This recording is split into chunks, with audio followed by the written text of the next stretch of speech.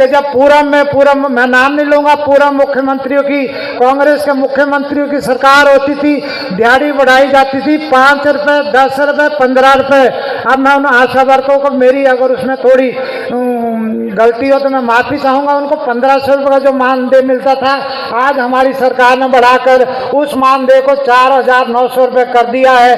3 गुना उसको बढ़ाकर माननीय मुख्यमंत्री जी ने शुद्ध किया है। इसी प्रकार हमारी आंगनबाड़ी वर्कर और सहायिका, उनका भी मैं आपके बीच में मन से जिम्मेदारी से कह रहा हूं कि उनका जितना वेतन था माननीय मुख्यमंत्री जी ने और हमारी सरकार ने उसको भी लगभग 3 गुना बढ़ाया है। उसके लिए भी मैं आपसे ताड़ी का उद्घोष चाहूंगा। मैं 1990 से 2000 तक मुझे अपनी पंचायत का प्रतिनिधित्व करने का मौका मिला। सम्मानीय बुजुर्गों, महिला मातृशक्ति और साथियों, विधवा बहन को या बुजुर्ग माताओं को पेंशन लगा करती थी, और उस सर्टिफिकेट बनाने को जब हम तहसील में जाते थे, कोई कर्म दुनिया के अंदर कहीं नहीं मिला, कहीं नहीं मिला, अकेले भारत के अंदर मिला है। भाइयों बहनों, मैं आपसे पूछना चाहता हूं, अगर कांग्रेस होती तो क्या अयोध्या में भगवान राम का मंदिर के निर्माण कार्य को प्रारंभ कर पाते? काशी विश्वनाथ धाम का निर्माण हो पाता? केदारपुरी का पुनरुद्धार हो पाता? महाकाल किस महालोक का दर्शन करने का सौभाग्य मिल पाता? कोरोना जैसी महामारी में फ्री में टेस्ट और फ्री में उपचार, फ्री में वैक्सीन और फ्री में राशन की सुविधा का लाभ मिल पाता?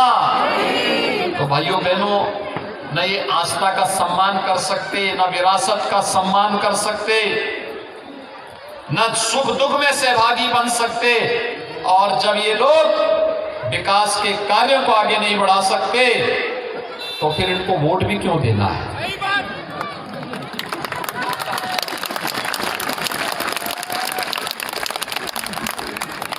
और मैं तो आपके पास एक बात कहने के लिए आया हूं।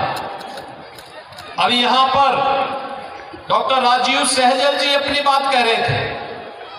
विकास के उन्होंने ढेर सारी कार्यक्रमों को यहां पर किया, कहीं सीएससी बनाया, कहीं एसडीएम कार्यालय का निर्माण किया, कहीं कॉलेजेस बनाए, कहीं पर अन्य संस्थाओं का निर्माण किया। सड़क से लेकर के आम जन की हर सुविधा का ध्यान रखा गया। राजनीति में पढ़े लिखे लोगों का आना, ये राजनीति का सौभाग्य होता है, लोकतंत्र का सौभाग्य होता है।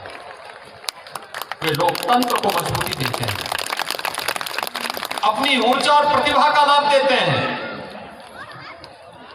उसके माध्यम से लोकतंत्र प्रफुल्लित होता है, आगे बढ़ता है, फलता फूलता है, विकास की योजनाओं को आगे बढ़ाने में मदद मिलती है। डबल इंजन की सरकार के कारण ही संभव हो पा रहा है कि आज हिमाचल प्रदेश जैसे राज्य में एम्स है, आईआईटी भी है और आईआईएम भी आ रहा है। हर जनपद मेडिकल कॉलेज निर्माण की ओर अग्रसर हो रहा है। यहां पर गरीबों के लिए आयुष्मान भारत की योजना भी है, तो हेल्थ केयर की योजना भी है। 5 लाख रुपए की स्वास्थ्य बीमा का कवर मिल रहा है। अगर कांग्रेस 55 वर्ष संघर्षों के बाद देश का दृढ़ इच्छा शक्ति और नेतृत्व की दृढ़ इच्छा शक्ति को प्रदर्शित करता है, जिसको लोग मानते थे नहीं हो सकता है, वह संभव हुआ। आज अयोध्या में भगवान राम का भव्य मंदिर का निर्माण का कार्य चल रहा है, भव्य मंदिर का कार्य। भाइयों बहनों, काशी में काशी विश्वनाथ धाम आप जाइए, कैसे संवर चुका है। इस काशी विश्वनाथ मंदिर में जाने के लिए 5 फीट की गली हुआ करती थी, आज वहां पर 5 फीट नहीं, आज वहां पे 100 मीटर का चौड़ा गलियारा आपका स्वागत करता है। जहां 10 लोग खड़े नहीं हो सकते थे, आज 1 लाख श्रद्धालु एक साथ खड़े होकर के बाबा विश्वनाथ का दर्शन कर सकते हैं। यही है विरासत का सम्मान। केदारनाथ में केदारपुरी संवर रही है, महाकाल में महाकाल लोक के प्रथम चरण का लोकार्पण भी प्रधानमंत्री जी के नेतृत्व में संपन्न हो चुका, उनके कर कमलों से लोकार्पित हो चुका है। एक और आस्था का सम्मान और दूसरी ओर देश के उन अमर नायकों का जिन्होंने देश की आजादी के लिए अपना सर्वस्व न्यौछावर किया था। आजादी के अमृत महोत्सव वर्ष में उन सबको भी सम्मान देने का काम भारत कर रहा है। देश की सीमाओं की रक्षा करते हुए जो जवान शहीद हो गए या जिन्होंने अपना पूरा जीवन समर्पित किया है, उन जवानों का सम्मान जगह जगह होते हुए गौरव की अनुभूति होती है। यही तो विरासत का सम्मान है। बिना भेदभाव के शासन की योजना का लाभ हर व्यक्ति तक पहुंचे, न जाति, न मत, न पंथ, न मजहब, न क्षेत्र, न भाषा, सबका साथ और सबके विकास की भावनाओं के अनुरूप आज योजनाओं का लाभ हर व्यक्ति तक पहुंच रहा है। जब दुनिया कोरोना महामारी के सामने असमंजस की स्थिति में थी, तब प्रधानमंत्री मोदी जी के नेतृत्व में कोरोना प्रबंधन के बेहतरीन कार्यक्रम भारत लागू कर रहा था। फ्री में वैक्सीन, फ्री में टेस्ट, फ्री में उपचार और 80 करोड़ गरीबों को फ्री में राशन देने का काम भी तो प्रधानमंत्री मोदी जी ने किया। दुनिया के अंदर कहीं नहीं मिला, कहीं नहीं मिला। हमें आशीर्वाद देने के लिए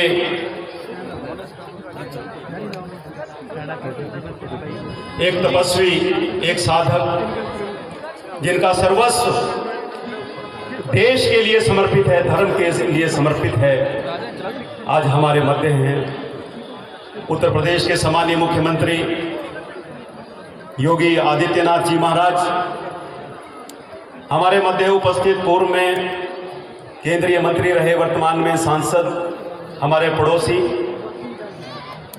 और आपसे हमारा घनिष्ठ परिचय है पारिवारिक, सम्मानीय श्री रतनलाल कटारिया जी, कालका विधानसभा क्षेत्र से पूर्व में विधायक रही हमारी दुख सुख की साथी बहन लतिका शर्मा जी, मंचासीन महिला आयोग की अध्यक्ष डॉक्टर डेजी जी, सम्मानीय श्री संजीव कश्यप जी, एपीएमसी के अध्यक्ष सम्मानीय रामेश्वर शर्मा जी, दुधारू पशु सभा के अध्यक्ष सम्मानीय श्री लाज किशोर शर्मा जी, पूर्व में निदेशक, पूर्व में chairman Jogindra central cooperative bank, हमारी पार्टी के वरिष्ठ नेता सम्मानीय श्री तीर्थराम ठाकुर जी, सम्मानीय सिंगला जी, सम्मानीय सुंदरम ठाकुर जी, मंचासीन सभी सम्मानीय महानुभाव और मेरे सामने भगवत स्वरूप, भगवान स्वरूप, देवी स्वरूप मेरी माताएं बहनें, देव स्वरूप मेरे बुजुर्ग और मेरे भाइयों, मैं अपनी ओर से स्वागत करना चाहता हूं, आप सब की ओर से स्वागत करना चाहता हूं, जन जन की ओर से स्वागत करना चाहता हूं आज उन महापुरुष का जिन्होंने इस देश के श्रेष्ठतम प्रदेश, जिसको एक परिवार के राज्य ने देश का भ्रष्टतम प्रदेश बना दिया था, और आज आपने उसका शुद्धिकरण करने का आपने प्रयास किया है, काम किया है, इसको श्रेष्ठतम प्रदेश बनाने का आपने संकल्प लेकर के आप आगे बढ़े हैं।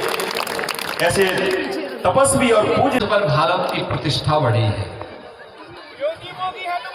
भारत अब पिछलक्कू नहीं, दुनिया के मंच पर भारत एक नेतृत्वकर्ता राष्ट्र के रूप में जाना जाता है। दुनिया के अंदर कहीं संकट छाता है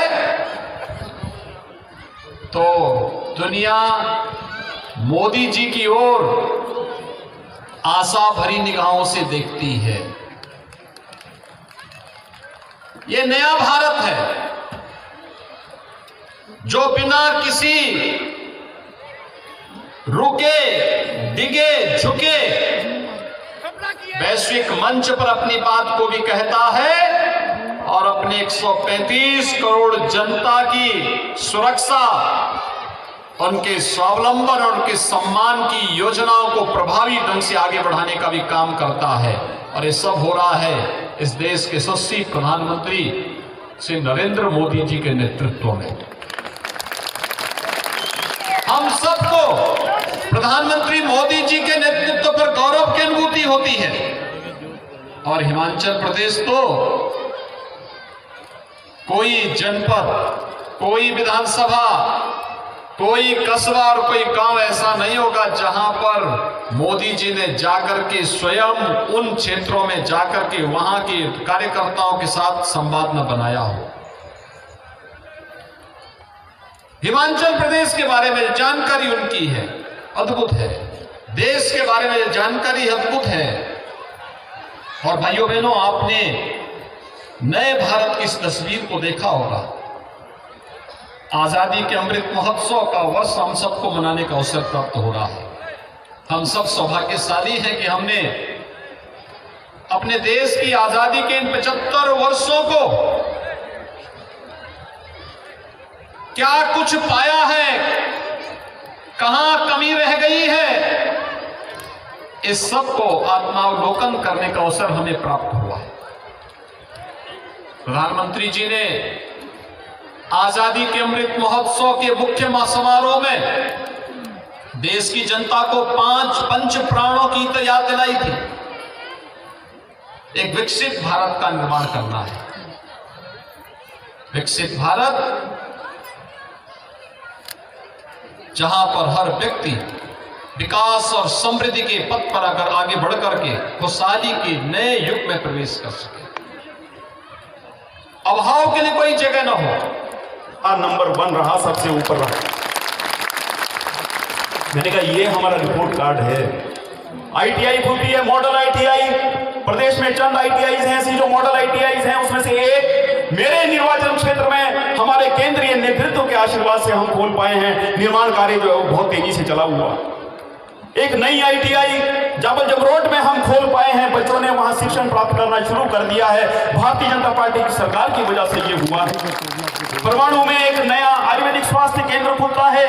भारतीय जनता पार्टी और हमारी सरकार के आशीर्वाद से खुलता है, हमारे मुख्यमंत्री के आशीर्वाद से खुलता है।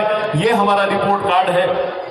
परमाणु में अगर ये सब तहसील का दर्जा इसको दिया जाता है तो हमारी सरकार की वजह से ये होता है। सुबाथू को अगर सब तहसील का दर्जा दिया जाता है तो भारतीय जनता पार्टी की सरकार, हमारे मुख्यमंत्री ठाकुर जयराम हमको ये भेंट देते हैं। और फिर मैंने उसको बोला अंतिम 2 में 2 काम बताऊंगा छोटे। मैंने कहा आपके गांव में आपके घर के आगे से जो रास्ता गुजरता है, पक्का रास्ता, वर्षों आप कांग्रेस से जुड़े रहे, वर्षों आपकी सरकार यहां पर रही। मैंने कहा वो रास्ता हमने बनवाया, हमने अपने कार्यकाल में बनवाया, विधायक निधि से हमने वो रास्ता बनवाया। मैंने कहा उसको स्मरण कर लेना। अनेकों विकास के काम हुए। आज तो कुछ लोग नए, यहाँ कुछ नए लोग आ गए कालका से, सेठ करोड़ीमल जगह जगह घूम रहे हैं और लोग बता रहे हैं कि दिन में नहीं आते, रात के अंधेरे में आते हैं, नोटों से भरा हुआ ठेला साथ लाते हैं और हमारे लोगों के ईमानदार स्वभाव को वो खराब करने का प्रयास कर रहे हैं। वो भूल गए हैं कि हमारे ये पहाड़ी लोग जो हैं धार्मिक आस्था वाले लोग हैं, ईमानदार लोग हैं, बुराई से डरने वाले लोग हैं और बुराई का प्रतिकार और सामना करने वाले लोग हैं। उनका स्वभाव खराब करने का काम एक शख्स जो है इस निर्वाचन क्षेत्र के अंदर कर रहा है। ऐसे लोगों को एक्सपोज करना है, ये मेरा आपसे निवेदन है। आज एक याचक की भांति आप सबके समक्ष खड़ा हूं। मेरा और आपका संबंध जो है वो नेता और जनता का संबंध नहीं रहा कभी भी। मेरा आपके साथ पारिवारिक संबंध रहा है। मैं आपके परिवार के सदस्य के समान आपके साथ पिछले 15 वर्ष से हूं और भविष्य में भी रहूंगा। जब तक जिंदा रहूंगा ये संबंध कायम रहेगा। इसलिए मेरा आप सबसे हार्दिक निवेदन, मुझे आशीर्वाद दीजिए। चौथी बार हम जीतेंगे आपके आशीर्वाद से और जब जीतेंगे तो ताकत भी आपकी बार 4 गुना होगी, 4 गुना ताकत होगी, 4 गुना राज ताकत होगी। घर घर जाना है, सब